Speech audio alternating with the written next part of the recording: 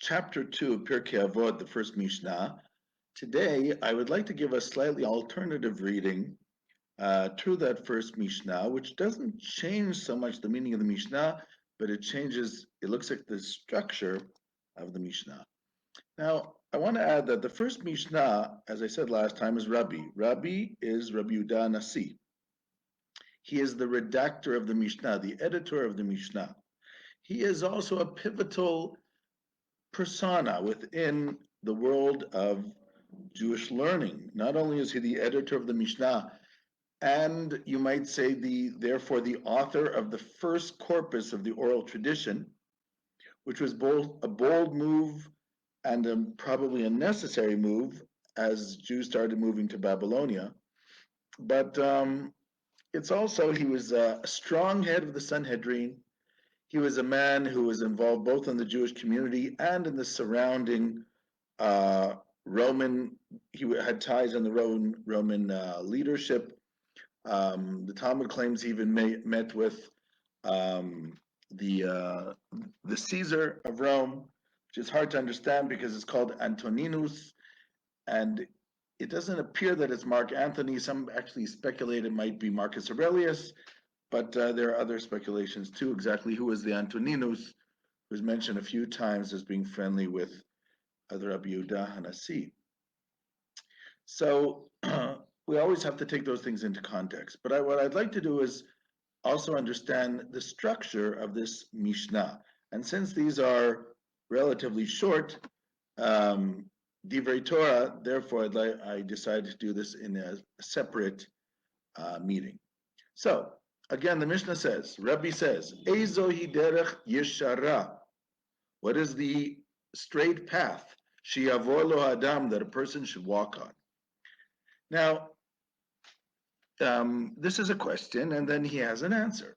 Kol shetiferet lo seh v'tiferet lo min adam, which we explained last time.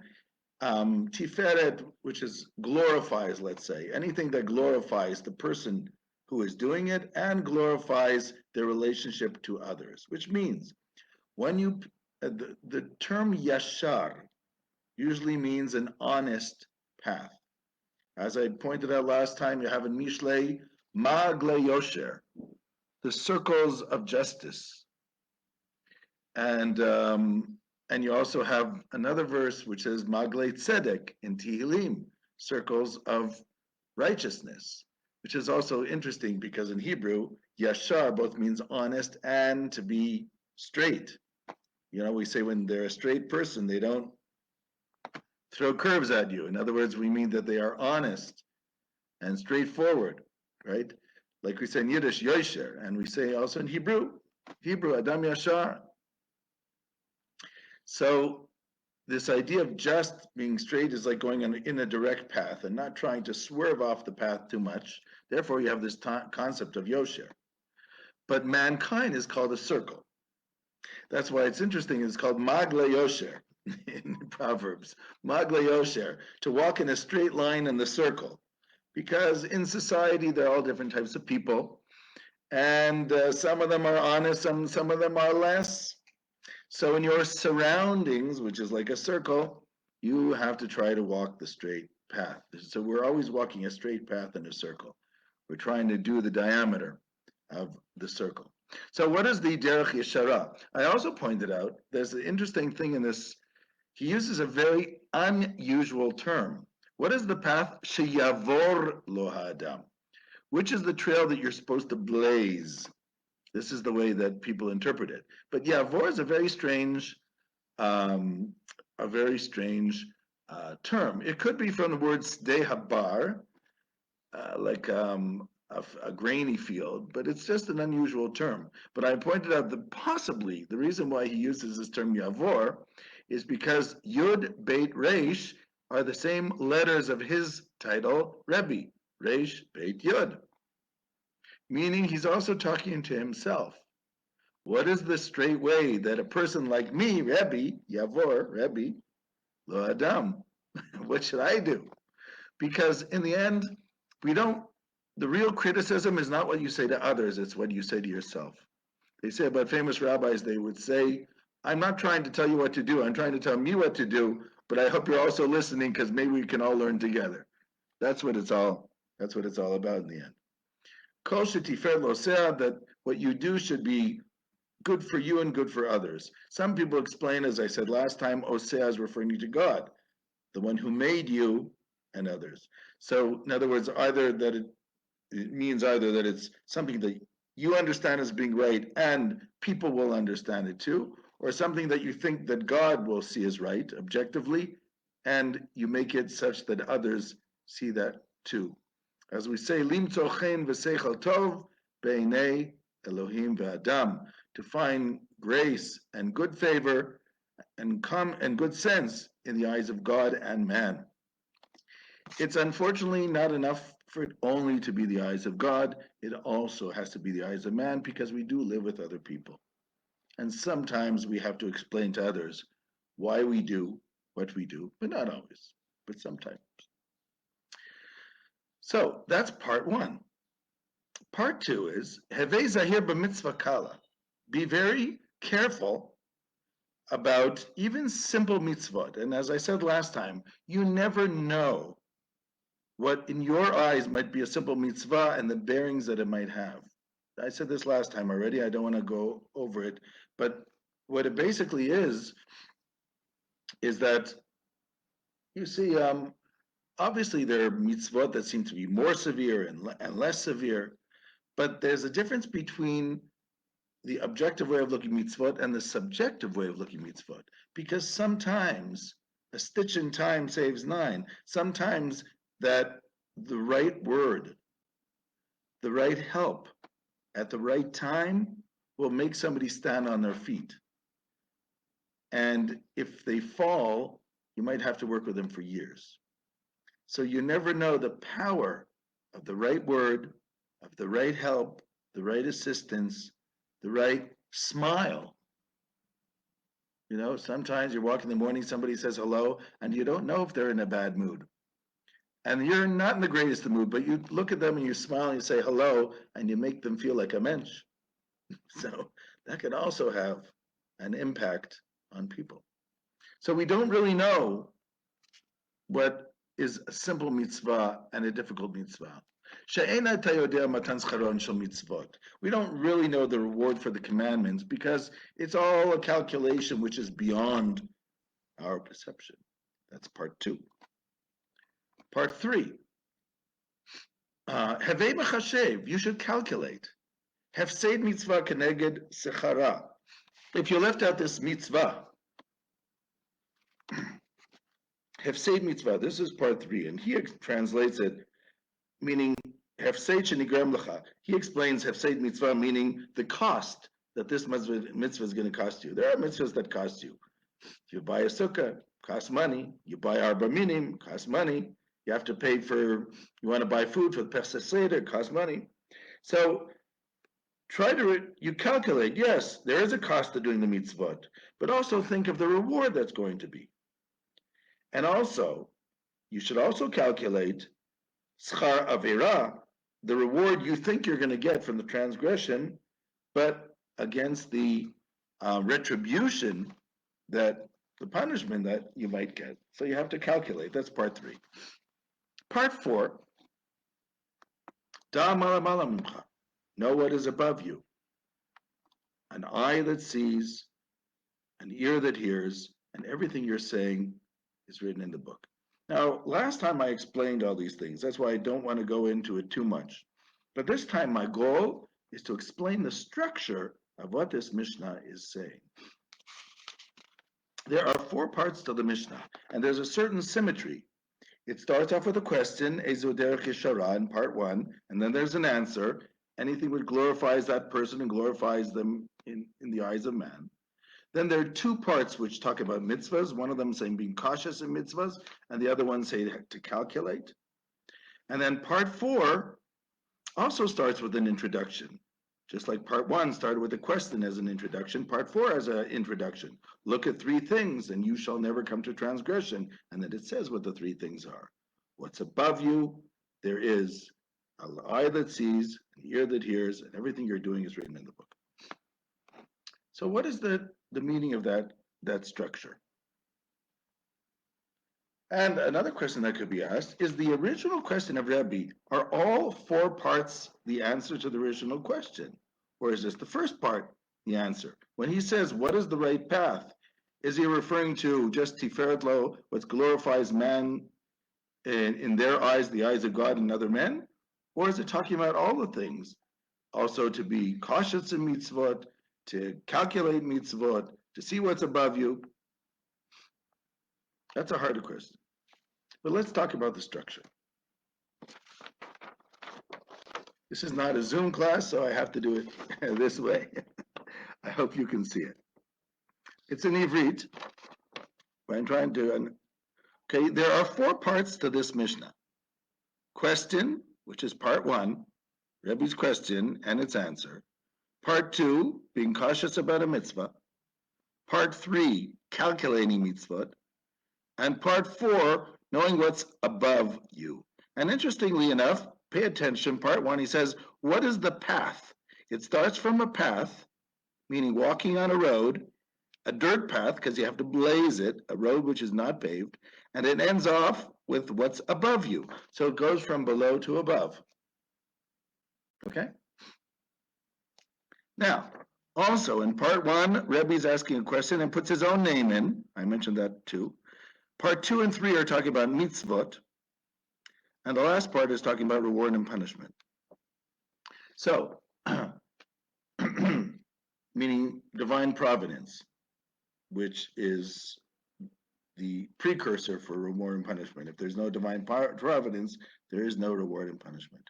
So basically what's happening is, there's the path in this world. There are the mitzvot, which is our interconnection between this world and God's will. And then there's our relationship to God. 1, 2, 3, and 4. Again, number one is our relationship with human beings, a path that will glorify ourselves and humans. 2 and 3 are about the mitzvot. One is to be cautious about the mitzvot, and one is to calculate.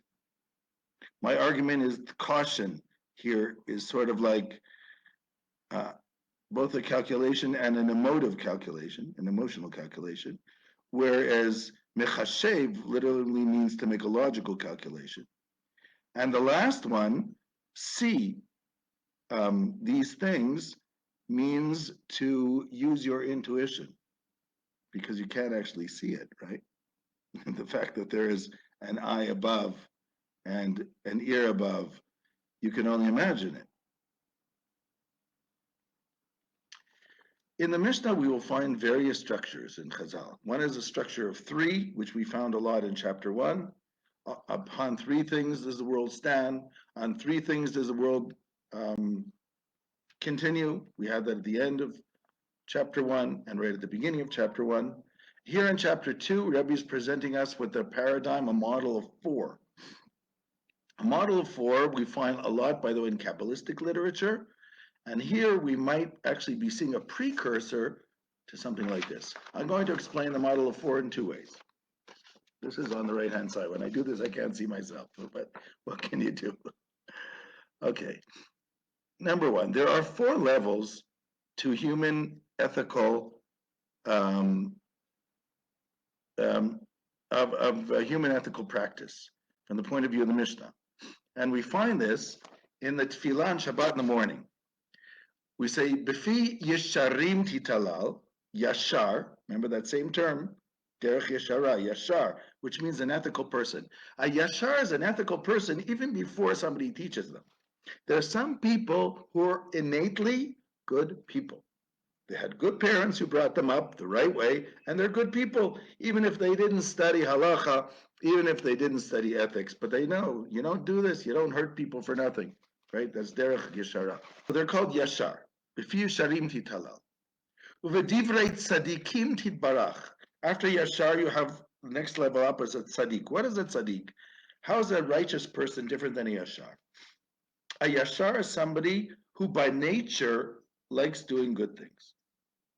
But you know what? Sometimes they don't know the law, and they make a mistake. Rabbi Akiva said, when I was at Ha'aretz, when I was an ignoramus, I was walking through the desert, and I saw a dead body. And I figured, okay, I'm going to help this family. I took the body and I walked 40 kilometers back to the city, meal he calls it, and I brought him to the graveyard. And I bumped into Rabbi Joshua. And Rabbi Joshua said, for every step that you took with this corpse, it was as if you killed it, because you embarrassed this corpse publicly. Anybody who knew this person was, you embarrassed them.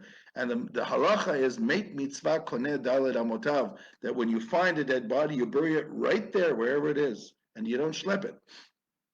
So Rabbi Akiva said, look, when I tried to do something good, I did something bad. That's why you need to study. So that's the difference between a tzaddik and a yashar. Tzaddik is somebody who knows the law and keeps the law. A yashar is somebody who wants to do good, but they don't always know what the good thing is. They can make mistakes. Above tzaddik, you have chassid. Chassid means a tzaddik does the law, but they only do the law.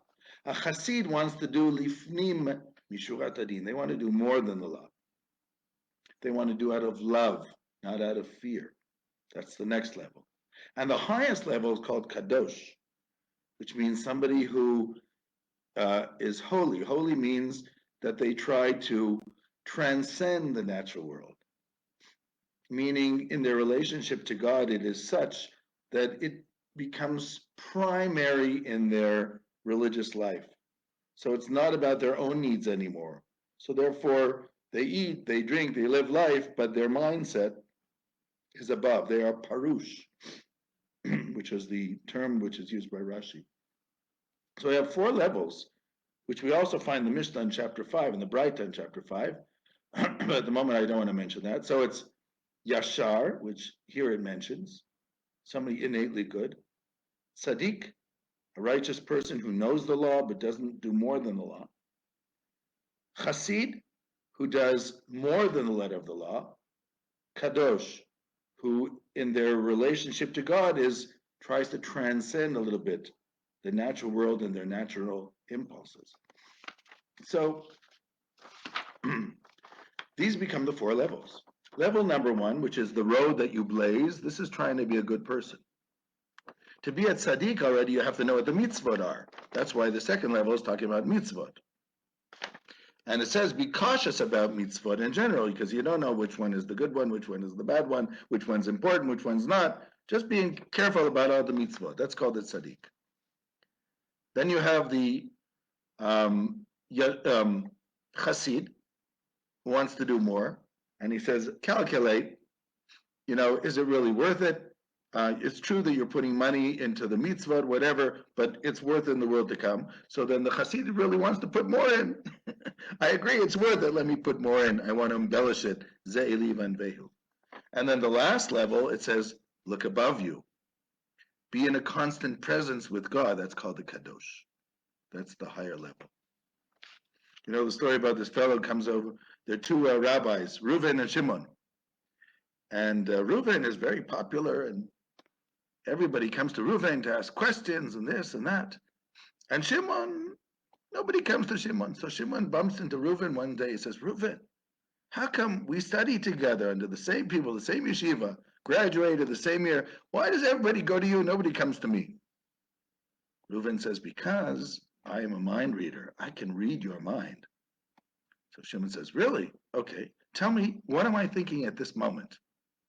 Reuven says, I'll tell you exactly what you're thinking at this moment. At this moment, you're thinking of the verse in Psalms, Shiviti Hashem lenegdi tamid. I set God in front of me always.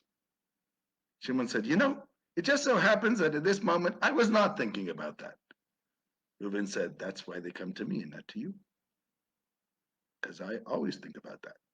So, anyhow, the point is that the Kadosh is that higher level, the one who tries to transcend a little bit. And so you have these 4 levels, in my opinion, in the structure of this Mishnah, which for those who are a little bit versed in Kabbalistic literature can be understood as the Yud-Kei Vav-Kei, the Tetragrammaton, the 4-letter name of God, going from the lower Hey to the higher Yud. And this seems to be a structure of this Mishnah that I wanted to point out. And there's a lot to say about this Mishnah, but I don't want to go further. Just one last thing. What does it mean that everything has to be written down in a book. Why do things have to be written down in books? Does God need a book? It's not the only place we have this. It says on Rosh Hashanah, 3 books open. You have the books for the righteous and the books for the evil and the Beinonim and the ones in the middle. There are 3 books. Who needs a book? What's the books? Why does God need books? So the first thing could be that a book means something which is organized, meaning also means memory, right? Something is in the book, it's memory. So it could be that the metaphor of the book is to mean those 2 things. It's organized, there's a memory, and the details are there. That's what it means everything's written in the book. It's interesting that in the book of Yetzirah, it says that God created the universe through books, which is actually, it depends how you read it. It's called the 3 books. But the way it's read is Sfar, Sefer, Sipur. But anyhow, it's like through the 3 books. So this idea of books, this idea of being organized, also relates to a lot of things in our tradition, the idea of letters, the importance of letters, both in our thinking, etc. So it could be all this is related to everything being written down in a book. I just found it interesting that the term book is being used here. And remember, Yehuda Nasi is the first one to write a book about the oral tradition, which is called the Mishnah. So everything above is written down, so eventually everything below must be written down, especially now as the Jews are going to Babylonia, and the Mishnah will have to be written down too.